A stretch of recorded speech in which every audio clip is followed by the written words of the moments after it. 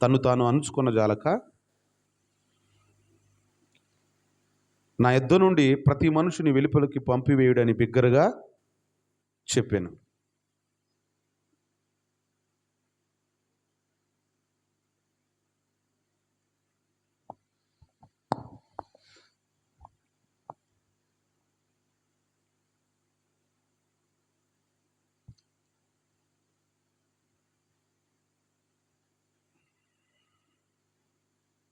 ఫరో ఇంటి వారును విన్నారు. ఎక్కడో ఉన్న ఎవరో ఏడుస్తున్నారని. అప్పుడు ఏసేపును నా తండ్రి ఇంకా బ్రతికి ఉన్నాడా అని అడిగాడు. నేను ఏసేపుని అన్నాడు.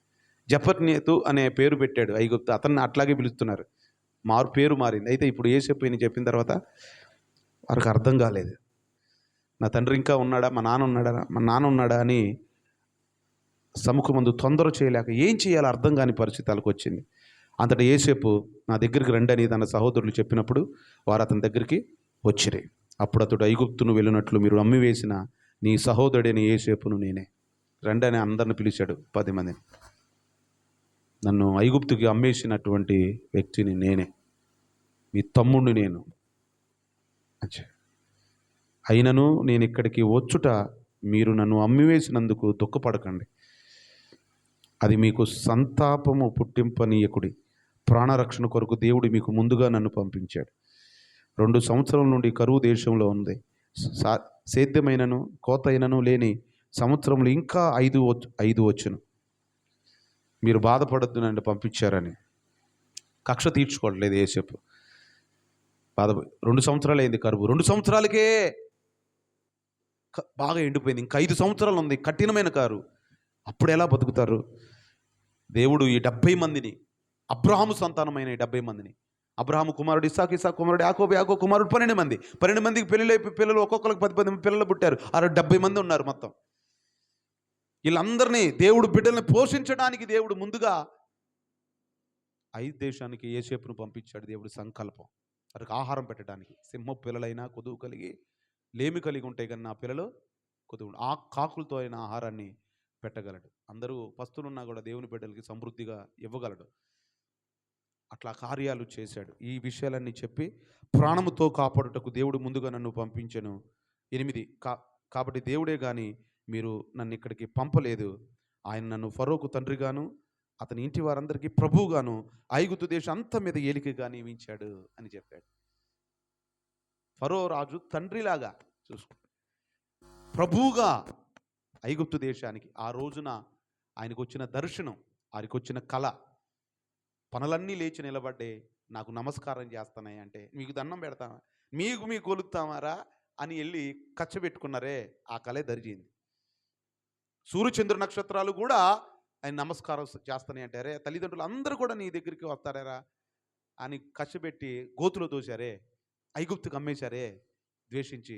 ఆ కళభావమే ఇప్పుడు జరిగింది. అందరికి ప్రభు గారు 13 ఏళ్ళు పట్టింది.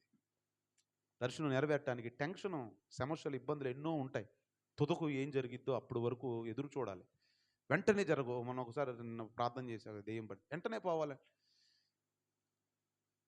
ఎన్నో సంవత్సరాల నుంచి అది డిస్టర్బ్ చేస్తుంది. నేను వెంటనే అదేంటంటే క్రమక్రమంగా నువ్వు భక్తులు ఎదుగుతుంటే చీకటి తొలగిపోద్ది కదా. వెంటనే అన్నీ జరగాలనుకున్నాను. అంతే ఇల్లు కట్టేయాలి, వెంటనే మాయాలి, అందరూ వెంటనే డబ్బులు వచ్చేయాలి, వెంటనే పెద్ద అయిపోవాలి. తిను రోజు 5-6 సార్లు పెద్ద అవుతావా? జీర్ణశక్తి పాడైపోద్ది. వెంటనే ఏది జరగదు. వెంటనే ఇల్లు కడతావా? డబ్బులు ఉన్నాయని. దానికి క్రమం ఉంది. పునాదులు వేయాలి, గోడలు తడపాలి, స్లాబ్ వేయాలి, దానికి 16 రోజులు ఉండాలి, తర్వాత తీయాలి, ఆరాలి, ఇవన్నీ ఆగాలి. వెయిటింగ్ చేసుకుంటూ వెళ్ళాలి కట్టుబడి. దేవుడు క్రమంగా దేవుడు చేస్తాడు. 9వ వచనం, మీరు త్వరగా నా తండ్రి యొద్దకు వెళ్ళి అతనితో నీ కుమారుడైన ఏసేపు దేవుడు నన్ను ఐగుప్తు దేశం అంతటికి ప్రభువుగా నియమించెను. నా యొద్దకు రమ్ము, అక్కడ ఉండవద్దు. నీవు గోషాను దేశమందు నివసించేదవు. అప్పుడు నీవును నీ పిల్లలను నీ పిల్లల పిల్లలను నీ గొర్రెల మందలు నీ పశువులు నీ కలిగిన యావత్తు నాకు సమీపంగా ఉండును. ఇక 5 కరువు సంవత్సరంలో వచ్చును కనుక నీకును నీ ఇంటి వారికి నీ కలిగినంతటికి పేదరికము రాకుండా అక్కడ నేను పోషించున్నాడని చెప్పుడి. ఇదిగో నీతో మాట్లాడుతున్నది నా నోరే అని మీ కన్నులను నా తమ్ముడైన బెన్యామీను కన్నులు చూచున్నవి. మాట్లాడేది నేనే, నా నోరే. ఆ కన్నులు నా తమ్ముడు చూస్తున్నాయి. బెన్యామీను చూచున్న ఐగుప్తు నాకు కలిగిన సమస్త ఘనత మీరు చూచినది యావత్తు నా తండ్రికి తెలియచేసి త్వరగా నా తండ్రిని ఇక్కడికి తీసుకున్నా. నా ఎంత ఘనతలో ఉన్నాను, ఎంత గౌరవంగా ఉన్నాను, ఎట్లా నన్ను పొగుడుతున్నారు, ఎంత స్థాయిలో దేవుడు పెట్టాడో మీరు ఏది చూశారో వెళ్ళి నాన్నకు చెప్పండి. యోసేపు లేడు చచ్చిపోయాడని అనుకుంటున్నాడు, వెళ్ళి చెప్పండి అని వాళ్ళని పంపించాడండి. బెన్యామీను మెడ మీద పడి తన సహోదరుడు చెప్పి తన తమ్ముడైన బెన్యామీను మెడ మీద పడి ఏడ్చాడు. బెన్యామీను అతని మెడ మీద పడి ఏడ్చాడు. చిన్నప్పుడు ఆడుకున్నారు ఎప్పుడు, 17 ఏళ్ళు అంటే ఈయనకు 10 ఏళ్ళు ఎంతో ఉంటాయి. ఆడుకున్నారు, ముందులో ఆడుకున్నారు. అన్నా అని మన్నా ఈ ప్రభు ఈ దేశానికి. తమ్ముడు ఇద్దరు ఏడ్చుకున్నారు. చిన్నటి బతికే చచ్చిపోయారని ప్రతిరోజు జ్ఞాపకాలతో ఉన్నారు అందరూ. ఇంత ఎమోషనల్గా దేవుడు ఆనంద బాష్పాలు అంటారు వాటిని. ఆత్మానందం, పరమానందం, ఆనంద బాష్పాలు అంటారే. వాగ్దానం నెరవేరితే అది అవుద్ది. చాలా కఠినం, ముళ్ళు కంపులు, ఎంతో వేదన, బాధ, ప్రాణం, దుఃఖం ఎంతో ఉంటుంది. అన్నీ వెళ్ళాలి, అన్నీ భరించాలి వాగ్దానం నెరవేరాలంటే, పట్టుకోవాలంటే. అమ్మా, యోసేపు యొక్క సహోదరులు వచ్చిన వర్తమానం ఫరో ఇంట్లో వినబడిను. అన్నలు వచ్చారని చెప్పి ఫరో యొక్క ఇంట్లో వినబడింది. అది ఫరోకు అతనికి సేవకు ఇష్టంగా అయింది. చాలా ఇష్టపడ్డాడు. అన్నలు రావడం అంటే ఒక రకంగా ఇది ఒక ఇష్టంగా చూశాడు. ఆమె నేను ఇలా పంపించారు, ఇలా చేశారు, అలా చేశారు, ఇట్లా అయ్యావా అని భలే ఇష్టపడ్డాడంట వాళ్ళని. అప్పుడు ఫరో యోసేపుతో ఇట్లా, నీవు నీ సహోదరుని చూచి మీరు ఎలాగ చేయుడి, మీ పశువుల మీద బరువులు కట్టి కానాను దేశంకు వెళ్ళి ఈ తండ్రిని ఇంటి వారిని వెంట పెట్టుకుని ఎద్దుకు రండి. ఐగుప్తు దేశమందలి మంచి వస్తువులు మీకు ఇచ్చేదను, ఈ దేశం యొక్క సారము మీరు అనుభవించేదరు. నీకు ఆజ్ఞ అయినది కదా, దీన్ని చేయుడి. నీ పిల్లల కొరకు, నీ భార్య కొరకును ఐగుప్తు నుండి బండ్లను తీసుకుని పోయి నీ తండ్రిని వెంట పెట్టుకొని రండి. కొన్ని బండ్లు ఇచ్చి వెళ్ళి మీ నాన్న ఎత్తుకుని రండి, ఇక్కడే పశువులు, ఇక్కడే మీరు ఉండండి, హ్యాపీగా బతకండి అని రాజు ఆజ్ఞ ఇచ్చాడు. ఐగుప్తు దేశం అంతటి నుంచి వస్తువులు మీవే. 23, 21 చదువుతున్న ఇశ్రాయేలు కుమారులు అలాగనే చేసిరి. యోసేపు ఫరో మాట చొప్పున వారికి బండ్లను ఇప్పించెను, మార్గమునకు ఆహారం ఇప్పించెను. అతడు వారికి 2 దుస్తులు బట్టలు ఇచ్చెను.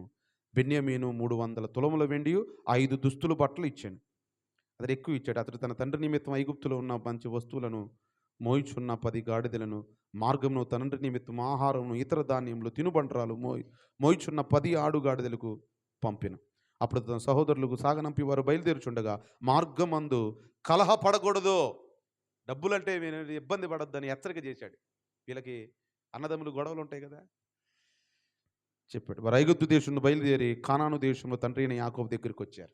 ఇంటికి వచ్చేసారు. అక్కడక్కడ అన్ని కట్టేసి, గాడిలు కట్టేసి కాలు కడుక్కొని లోపలికి వచ్చేసారు.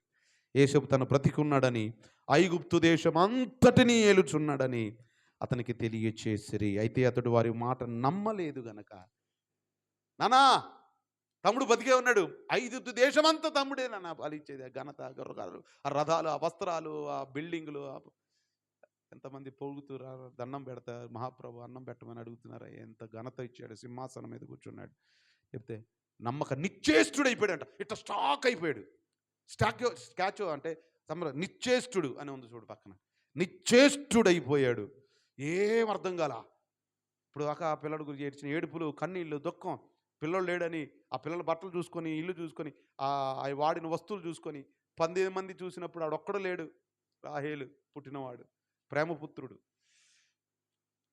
ఎన్ని సంవత్సరాలు ఏడ్చాడు? 13 ఏళ్ళు. నిశ్చేష్టుడైపోయాడు. అప్పుడు వారు యోసేపు తమతో చెప్పిన మాటలన్నీ అతను చెప్పారు. అది తను ఎక్కించుకొని పోవుటకు యోసేపు పంపిన బండ్లు చూచినప్పుడు వారి తండ్రి అయిన యాకోబు ప్రాణము తెప్పరిల్లి, నాన్న కావాలంటే బయటికి రా, యోసేపు పంపించాడు ఇవన్నీ బండ్లు అంటే. బయటకు వచ్చి చూస్తే ఇన్ని రథాలు, తినుబండరాలు, ఆహార వస్తువులు ఇవన్నీ ఉన్నాయి. అయితే నిజమే, దేవుడు అన్యాయస్తుడు కాడు, దేవుడు ఇచ్చాడు. ఇన్ని సంవత్సరాలు ఎంత పడిన బాధ. యోసేపు ఇంకా బ్రతికే ఉన్నాడు. నేను చావుకు మునుపు వెళ్ళి నేను అతన్ని చూచేదనని చెప్పాను. ఆయన అంటున్నాడు, తన కలిగినంతయో తీసుకొని ప్రయాణపై బెర్షెబాకి వచ్చి తండ్రి అయిన ఇస్సాకు దేవునికి బలి అర్పించాడు. స్తోత్రం చెప్పాడు దేవునికి. యాకోబు దేవుడు పిలిచాడు. అక్కడ బలర్పించినప్పుడు యాకోబు యాకోబు అని పిలిచాడు దేవుడు. అందుకు ప్రభువా అన్నాడు, నేనే దేవుడను, నీ తండ్రి దేవుడను. ఐగుప్తు వెళ్ళుటకు భయపడకము, అక్కడ నేను గొప్ప జనముగా చేస్తాను. ఐగుప్తుతో నీతో కూడా వచ్చేదను. అంతేకాదు, నేను నిశ్చయముగా నిన్ను తిరిగి తీసుకొని వస్తాను. ఏసేపు నీ కనుల మీద తన చెయ్యి ఉంచుదమని సెలవీయగా యాకోబు లేచి బేర్షెబా నుండి వెళ్ళాను. ఫరో అతన్ని ఎక్కించి అతని వచ్చుటకు పంపిన బండ్ల మీద ఇశ్రాయేలు కుమారులు తమ తండ్రి అయిన యాకోబు తన పిల్లల భార్యలు ఎక్కించిరి. వారనగా యాకోబు అతని యావత్తు సంతానము, తన పశువులు, తాను కానానులో సంపాదించిన సంపద యావత్తు తీసుకొని ఐగుప్తు వచ్చిరి. 7వ వచనం. అతడు తన కుమారులను తన కుమార్తెలు, తన కుమారుల కుమార్తెలను, తన యావత్తు సంతానము ఐగుప్తును తనతో కూడా తీసుకుని వచ్చాను. యాకోబు అతని కుమారులు ఐగుప్తునికి వచ్చిరి. ఇశ్రాయేలు కుమారులు పేర్లు ఇవే. యాకోబు జ్యేష్ఠ కుమారుడు రూబేను కుమారులైన హానోకు, అల్లు, హెస్రోను, కర్మి. షిమోను కుమారులు హేమోయేలు, హమీను, ఓహాదు, యాకీను, సహోరు, కననీయులు కుమారుడైన షాపోలు. లేవి కుమారులైన గెర్షాను, కహతు, మొరారి. యోధా కుమారులైన ఏరు, ఓనాను, షేల, పెరసు, జెరహు. ఆ ఏరు, ఓనాను కానాను దేశంలో చనిపోయారు. పెరసు కుమారులైన ఇస్రాయేలు. ఇస్మాకారు కుమారులైన తోలా, అన్యబు, షిమ్రోను. జెబులోను కుమారులైన పెరెదు, ఏలు, అహేలు. వీరు లేయ కుమారులు. ఆమె పద్గనములు యాకోబు వారిని అతని కుమార్తెన దేనాను కనెను. అతని కుమారులను అతని కుమార్తెలను అందరూ 33. గాదు కుమారులైన షిన్యోను, అగ్గు, ఎష్పేను, ఏరి, అరోది, అరేలే. ఆషేరు కుమారులైన ఇమ్మా, ఇష్వా, ఇష్వి, బెరియా. వారి సహోదరి అయిన జెరుహు. ఆ బెరియా కుమారులైన జెబరు, మల్కియేలు. లాబాను తన కుమారుని లేయకి ఇచ్చిన జల్ప కుమారులు వీరే. ఆమె ఈ 16 మందిని యాకోబును కనెను. యాకోబు భార్య అయిన రాహేలు కుమారులు ఏసేపు, బెన్యామీను. ఇద్దరే అని చెప్పారు కదా, ఇద్దరు. ఏసేపునకు మనిషి ఎఫ్రాయిము పుట్టిరి. వారు ఐగుప్తు దేశమందు ఓనాను వజకుడు పొతిఫరు కుమార్తె అయిన అనిషతు అతని కనిరి. బెన్యామీను కుమారులైన బెల, బెకరు, అఫేలు, గేరా, నయమాను, ఏహి, దోషి, ముప్పీము, అప్పీము, అర్ధు. యాకోబునకు రాహేలు కన్న కుమారులు వీరందరూ 14. దాను కుమారుడైన అషీము. నప్తలి కుమారులైన అహేయేలు, గోని, ఏషేరుగా, షిల్గేము. లాబాను తన కుమార్తె అయిన రాహేలునకు ఇచ్చిన బిల్హా కుమారులు వీరే. ఆమె వారిని యాకోబును కని వారందరూ 7. యాకోబు కోడండ్రును మినహాయించి అతని గర్భవాసన పుట్టిన యాకోబుతో ఐగుప్తునికి వచ్చిన వారందరూ 60. ఎంతమంది? 6. ఐగుప్తులో అతని పుట్టిన ఏసేపు కుమారులు 2. ఐగుప్తునికి వచ్చిన యాకోబు కుటుంబం వారందరూ 70 మంది.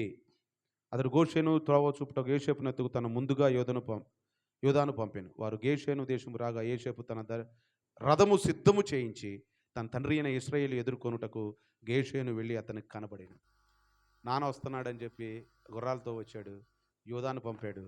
ఇదిగో తండ్రి వచ్చి అక్కడికి వచ్చాడు. ఏసేపు వాళ్ళిద్దరు ఎదురుబోదురు ఉన్నారు. నాన్న అక్కడ ఉన్నాడు, కొడుకు ఇక్కడ ఉన్నాడు. ఆయన వస్తా ఎప్పుడో 13 ఏళ్ళ క్రితం చూశాడు. తండ్రి ఇక్కడ అతనికి కనపడ్డాడు. అప్పుడు అతడు మెడ మీద పడి అతన్ని మెడ మీద వెంట పెట్టుకుని అతని ఎంతో ఏడ్చాడు. అప్పుడు యాకోబు యోసేపుతో, నీవు ఇంకా బ్రతికి ఉన్నావు, నీ ముఖము చూచి తిని కనుక నేను ఇక చనిపోదును అని చెప్పి యోసేపు తన సహోదరులను తండ్రి కుటుంబం వారిని చూచి, నేను వెళ్ళి ఇది ఫరోకు తెలియజేసి కానాను దేశం ఉండిన నా సహోదరులను నా తండ్రి కుటుంబం వారు నా ఎద్దుకు వచ్చేరి. ఈ మనుషులు పశువులు కలవారు, వారు గొర్రెలు కాపులు, గొర్రెలు పశువులను కలిదంతయు తీసుకుని వచ్చి అతనితో చెప్పేదనని చెప్పాడు. నానా కొడుకులు ఇద్దరు కలుసుకున్నారు 13 ఏళ్ళ తర్వాత. అరే నేను ఇప్పుడు చూశాను, నాకు అంతే చాలు. పరీక్ష వాగ్దానం నెరవేరటానికి ఎన్ని జరిగినాయో తెలుసా? తండ్రి కొడుకులు పడే బాధ, ఇంటిని విడిచిన బాధ, 13 సంవత్సరాలు జైల్లో జీవితంలోనూ, ఎట్టి చాకిరిలోను ఎన్ని శ్రమలు అనుభవించారండి. పడరాని పాటలు పడ్డారు. తర్వాత ఆనంద బాష్పాలు నిశ్చేష్ట అవ్వటం. ఆ గొర్రెలు బర్రెలు అవన్నీ వచ్చినాయి. ఫరోకు చెప్పి మా నాన్న వచ్చాడు, మా పిల్లలు మొత్తం 70 మంది వాళ్ళు అందరూ వచ్చారని చెప్పాడు. ఏ వృత్తి చేస్తారు మీరు, ఏ పని చేయగలుగుతారు మీరు అని రాండాడు రాజు. అప్పుడు వాళ్ళ వృత్తి ఏమని అడిగారు. వారు గేషేను దేశమందు కాపురుండునట్లు ఆ చిన్నతనం నుండి ఇది వరకు నీ దాసులో మేము ఇప్పుడు పశువులు గల వారమే ఉన్నామని ఉత్తరమీయుడని చెప్పాడు. పశువులు ఉన్నాయి మాకు అని చెప్పమని చెప్పాడు. అలాగా ఆ దేశంలోకి వచ్చి సెటిల్ అయిపోయారు. 5 సంవత్సరాలు సమృద్ధిగా వాళ్ళు తిన్నారు. మిగిలిన దేశంలో ఇబ్బంది వచ్చిన ఇదంతా ఎందుకు చెప్తున్నాడంటే, ఈ 70 మంది ఐగుప్తు దేశంలో ఉండారు. 430 సంవత్సరాలు ఉన్నారు. ఫరో చనిపోయాడు. తర్వాత వీళ్ళందరూ పోతే వేరే ఒక రాజు వచ్చి వీళ్ళు బాగా డెవలప్ అయిపోతున్నారు అని చెప్పి శ్రమలు పెట్టారు. అప్పుడు మోషేని పంపించాడు దేవుడు. ఇది ఈ నిర్గమకాండంలోకి వెళ్ళటానికి. నిర్గమం అంటే విడుదల, ఈ ఎంట్రన్స్ అన్నమాట, ముగింపు. అదిగా ఇంతమంది పిల్లలు ఇలా వచ్చి కూర్చున్నారు. అప్పుడు తర్వాత యాకోబు వాళ్ళందరిని ఆశీర్వదిస్తాడు. ఫరోని కలుస్తుంటాడు. మీ అబ్బాయినా ఎంత మేలు చేశాడు ఐగుప్తు దేశం. ఈజిప్ట్ అంటారు ఇప్పుడు ఆ దేశాన్ని. ఇదంతా కూడా ఐగుప్తు దేశంలోను, సిరియాలోను, యోర్దాన్లోను, సిరియా దేశంలోను, ఇరాక్లోను, ఇజ్రాయెల్ దేశంలోను, 5 దేశాల్లో ఇదంతా ఆదికాండం జరిగింది. ఇప్పటికి కూడా ఆ దేశాలు ఉన్నాయి. ఐగుప్తుని ఈజిప్ట్ అంటారు, కానానుని గాజా పట్టణం అంటారు. గాజా మీద బాంబులు వేస్తున్నారు అంటారు. బబులోను, మహాబబులోను అంటే ఇరాన్. అప్పుడు ఎస్తేరు గ్రంథంలో మహాబబులోను తీసుకెళ్లారు కదా, 770 మంది యూదులను చంపేయాలని ఆజ్ఞించారు. అదే ఇరాన్. అర్థమైందండి? ఇరాన్, ఇరాక్ ఇవన్నీ కూడా అప్పుడు ఉన్నటువంటి దేశాలు. ఆ సిరియా ఇవన్నీ కూడా పక్కనున్న బైబిల్ జరిగిన సందర్భాలన్నీ కూడా ఇప్పుడున్న దేశాలే. ఇటువరకు భారతదేశం అఖండ భారతం అయి ఉండేది. 17 దేశాలు కలిసి ఉండే భారతదేశంలో. అప్పుడు ఇరాక్ కూడా ఈ సిరియా సరిహద్దు వరకు ఉండే. మలేషియా దగ్గర నుంచి ఇప్పుడు ఉన్న భూటాన్, ఇప్పుడు నేపాల్, ఇప్పుడు శ్రీలంక, ఆ తర్వాత బర్మా దేశం, దాన్ని మయన్మార్ అంటారు ఇప్పుడు. తర్వాత ఆఫ్ఘనిస్తాన్, ఇవన్నీ కూడా భారత ఉపఖండంలో ఉండేవి 17 దేశాలు. ఇప్పుడు అన్నీ వేరు దేశాలు సపరేట్గా స్వతంత్రం వచ్చింది. ఇరాన్ నుండి ఆర్యులు భారతదేశానికి వచ్చారు. అప్పటికే ద్రావిడులు ఇక్కడ ఉన్నారు. అంటే ఆ దేశంలో నుండి ఇక్కడికి వచ్చారు ఆర్యులు, ద్రావిడు. అక్కడ నుండే భారతదేశంలో వాళ్ళు జనాభా వచ్చారు. అంటే ఆ యూదులు లో నుండి, ఆ ప్రాంతాల్లో నుండి వచ్చిన వారే వీళ్ళు. మనంతా ఒక కుటుంబం, దేశమంతా ఒక కుటుంబం, ప్రపంచమంతా ఒక కుటుంబం, ఒక మనిషి నుండి వచ్చారు.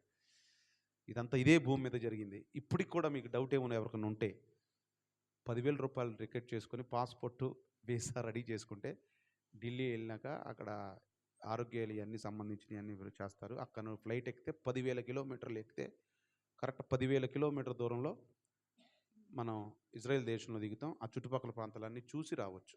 ఎంతమంది వస్తారు వచ్చే సంవత్సరం? వస్తారా? ఇక్కడ మీటింగ్కే రావట్లేదు, అందరూ ఏమొస్తారులే.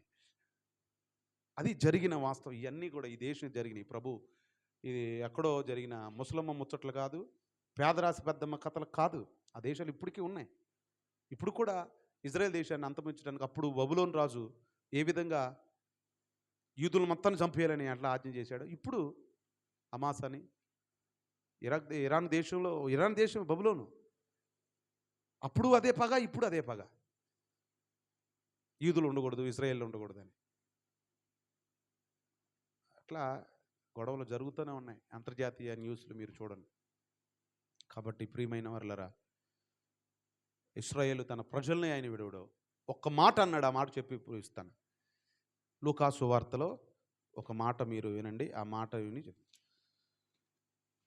లూకా సువార్త చివరిగా మీరు ఈ మాట వినాలి. 19వ అధ్యాయంలో 8వ వచనాన్ని చదవండి. 19:8. జక్కయ్య నిలబడి, ఇదిగో ప్రభువా, నా ఆస్తిలో సగము బీదలకు ఇచ్చుచున్నాను. అన్యాయముగా దేనినైనా తీసుకొని నెడల అతనికి 4 వంతులు మరలా చెల్లించుదనని ప్రభుతో చెప్పాను. అందుకు యేసు, అతడు అబ్రహాము కుమారుడే, ఎందుకనక నేడు ఆ ఇంటికి రక్షణ వచ్చింది. రక్షణ పొందిన ప్రతి ఒక్కరూ అబ్రహాము కుమారులే. అబ్రహాముకి ఇచ్చిన ఆశీర్వాదాలు మనకు కూడా లభిస్తాయి. అంటే నీవు నేను ఆ సంతానమే. ఆశీర్వాదాలు మనం కూడా వారసులం. యాకోబు, ఇస్సాకు, అబ్రహాము దేవుడు మన దేవుడు. నీ ఇంటికి రక్షణ వచ్చిందా? రక్షణ పొందావా? బాప్తిసం పొందావా? పరిశుద్ధత పొందావా? బల్ల తీసుకున్నావా? ఇదిగో నువ్వు సరి చేసుకున్న పాపంలో ఇదిగో నీవు అబ్రహాము కుమారుడు. మనమంతా ఎవరం?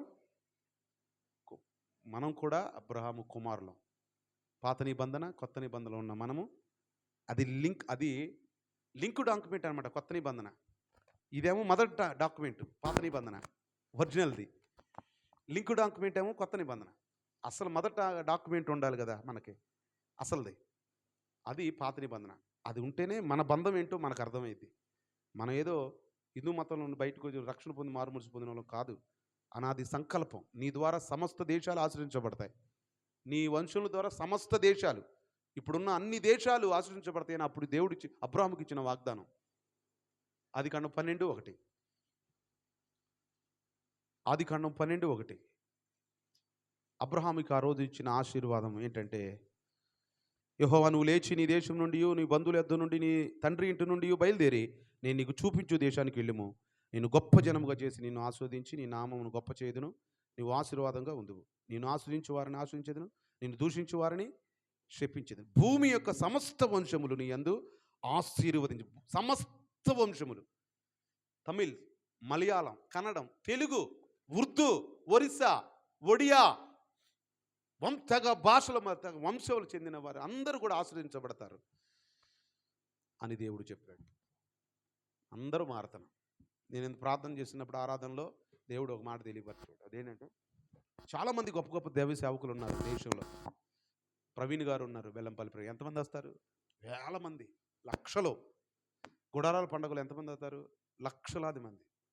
30 లక్షల మంది మన గుడారాల పండుగలో ఆరాధన చేశారు. 30 లక్షలు. స్తోత్రం స్తోత్రం అని హల్లెలూయా అని 30 లక్షల మంది ఆ గ్రౌండ్లో వచ్చారు. సతీష్ గారు ఎన్ని లక్షల మంది, ఒక లక్షల మంది ప్రజలు వస్తున్నారు. మొత్తం 10 మంది దైవ సేవకులు ఉన్నారు, పెద్ద పెద్దవాళ్ళు ఆంధ్రప్రదేశ్లో. అంతా మనమేం చేస్తాం, నువ్వేం చేస్తావు, కొర్నేలు పరిచయలో దేవుని పరిచయలో ఉన్నవాళ్ళు ఇప్పుడు మనమేం చేయగలుగుతాం అనుకుంటున్నారేమో. అనుకున్నా నేను, ఎంత గొప్పగా వాడినా ఎంతమంది లక్ష మందిని సంపాదిస్తామని. అంటే లేదు. 5 కోట్ల మంది ఆంధ్రప్రదేశ్లో ఉన్నారు. 2 కోట్ల మంది క్రైస్తవులు ఉంటారు. 3 కోట్ల మంది హిందువులు ఉన్నారు, నాస్తికులు ఉన్నారు, ముస్లింలు ఉన్నారు, జక్కులు ఉన్నారు. వారిని మార్చాలి. భారతదేశంలో 140 కోట్ల మంది ప్రజలు ఉన్నారు. 40 కోట్ల మంది క్రిస్టియన్స్ ఉంటారేమో. 100 కోట్ల మంది రకరకాల ప్రజలు. వాళ్ళని మార్చాలి. 800 కోట్ల మంది పైనే ప్రపంచంలో జనాభా ఉన్నారు. 500-600 కోట్ల మంది క్రైస్తవులు ఉన్నారేమో. ఇంకా 100 కోట్ల మంది ఉన్నారు. వాళ్ళందరినీ మార్చడానికి, వాళ్ళందరినీ రక్షణలో నడిపించడానికి, అబ్రహాము ఇచ్చిన ఆశీర్వాదంలో ఇశ్రాయేలు దేవుడే దేవుడు, సర్వ సృష్టికర్త అయిన దేవుని యొక్క వాగ్దానంలో నడిపించడానికి నీవు నేను అందరం కూడా నడుము కట్టాలి, ప్రయత్నం చేయాలి, పోరాడాలి.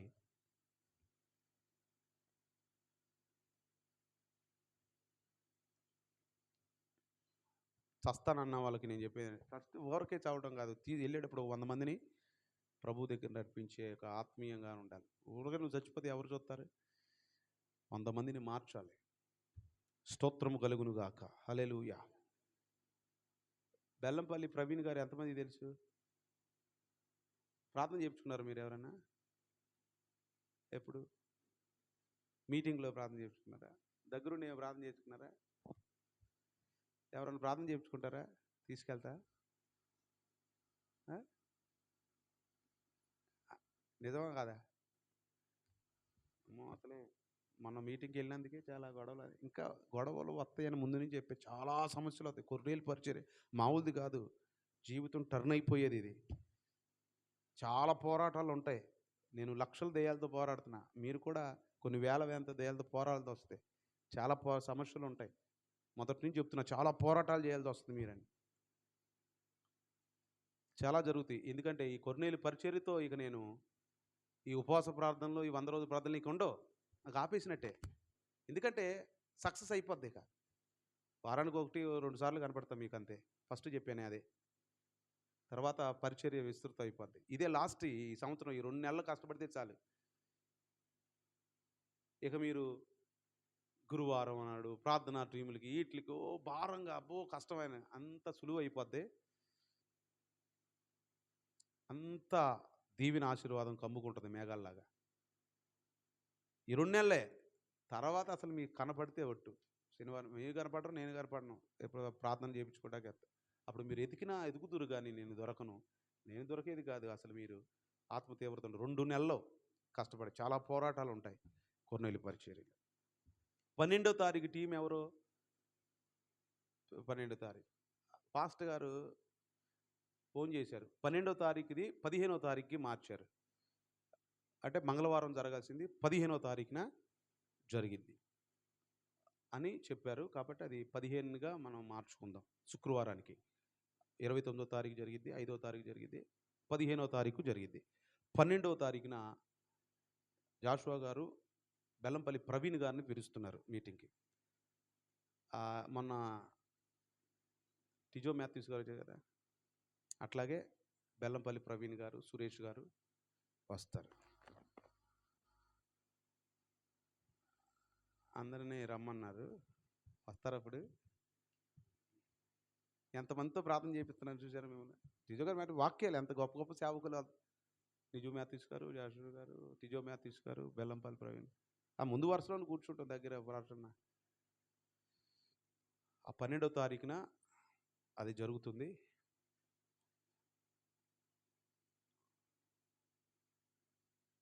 నిజో మ్యాథ్యూస్ గారు చెప్పారు, జాషువా గారు చెప్పారు ప్రవచనం. రేపొద్దున ప్రవీణ్ గారు కూడా మన దగ్గరలో అందుబాటులో, అంటే అది హాల్లో జరిగిద్ది. ఎక్కువ మంది ఎంట్రన్స్ లేదు. మనకెత్తుంది మనకి ఉన్న వాళ్ళకి ఉంది. మనకి అంటే పాస్టర్స్ జరిగేది కానీ మనకి ఉంటుంది.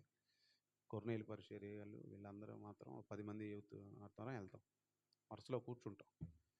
అలా పరోక్షణ దేవుడు కృప అలా ఉన్నతానికి అలా తీసుకుని వెళ్తాడు దేవుడు. రాలేమన్న వాళ్ళు స్తోత్రం చెప్పండి. హల్లెలూయా, హల్లెలూయా. చెప్పరేంటి? వస్తానన్న వాళ్ళు చెప్పండి హల్లెలూయా. అమ్మో, మంచి కోపంలో ఉంది, మనం తీసుకెళ్ళలేదుగా. రేపు 12వ తారీఖున ఓపెన్ చేయరా బాబు. రేపు 12 అంటే అక్టోబర్ 12న ఈ నెల 12న ఉయ్యూరులో మీటింగ్ ఉంది. మేము పిల్లలు మేము వెళ్తాం. పెద్దలు ఎవరు రాబాకండి, మీకు చెప్పుకోవటం రావట్లేదు, చెందట్లేదు.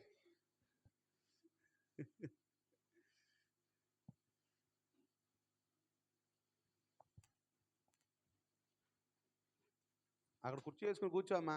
పెద్ద కట్టితే ఎందుకులే కానీ ఆ బాధ అక్కడ పడతావు. అక్కడ కూర్చో.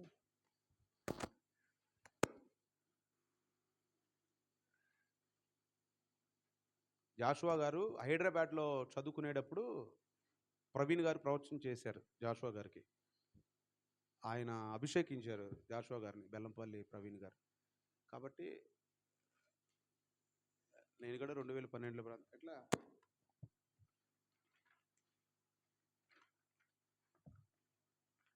స్తోత్రం ప్రార్థన చేయాలి. ప్రభువానికి స్తోత్రాలు. ఉయ్యూరులో జరుగుతున్న, నేను నిన్న వెళ్ళాను ఉయ్యూరు ఆ చుట్టుపక్కల ప్రాంతాల్లో. నిన్న అంతా వెళ్ళి నేను పర్చేజ్ చేసి వచ్చాను. ఇప్పుడు మొన్న వాకింగ్ చెప్పారన్నారు ప్రకాష్ రాజు గారు. 2 గంటలు 10 నిమిషాల్లో చెప్పారు కామెడీ అని చెప్పారు. రామయ్య గారికి నచ్చిందంట బాగా. అని ఆయన ఏంటంటే అట్లా చెప్పాడు ఏంటని అంటున్నాడు. 2 గంటలు చెప్తే 10 నిమిషాలు చెప్పినట్టుంది అన్నాడు. కొంతమందికి కొన్ని వాక్యాలు అంటే హిస్టరీ మేకర్స్ అంటే చరిత్రకారులు అని అర్థం, చరిత్ర సృష్టించేవారని. దీన్ని కూడా మనం ఏర్పాటు చేస్తున్నాం దేవుడు కృపను బట్టి. 12వ తారీఖున ఉయ్యూరు విజయసాయి కళ్యాణ మండపం. విజయసాయినా విజయసాయి కళ్యాణ కాటూరు రోడ్లో ఉంటుంది. ఉదయం 9 ఎబ్లేజ్ లాగా 9 గంటల నుంచి 5 వరకు ఉంటుంది. టిఫిన్, మధ్యాహ్నం భోజనం అన్నీ అవునే ఉంటాయి. ఇబ్బంది పడకుండా మనం అన్ని దగ్గరికి వెళ్తాం. నేను రేపు నుంచి పోస్టులు ఇవన్నీ పని మీద ఉంటాను. సాయంత్రం వందన ప్రతిరోజు ప్రార్థన చేస్తాను. స్తోత్రం హల్లెలూయా. చివరి ప్రార్థన. స్తోత్రం హల్లెలూయా. స్తోత్రం. అందరి గురించి రోజు ప్రార్థన చేసినట్టుగా నేను చేస్తాను. మీరు ఏకీభవించి ప్రార్థన. ఆ బుక్ అందుకోండి. స్తోత్రం. అందరూ కళ్ళు మూసుకోండి, ప్రార్థన.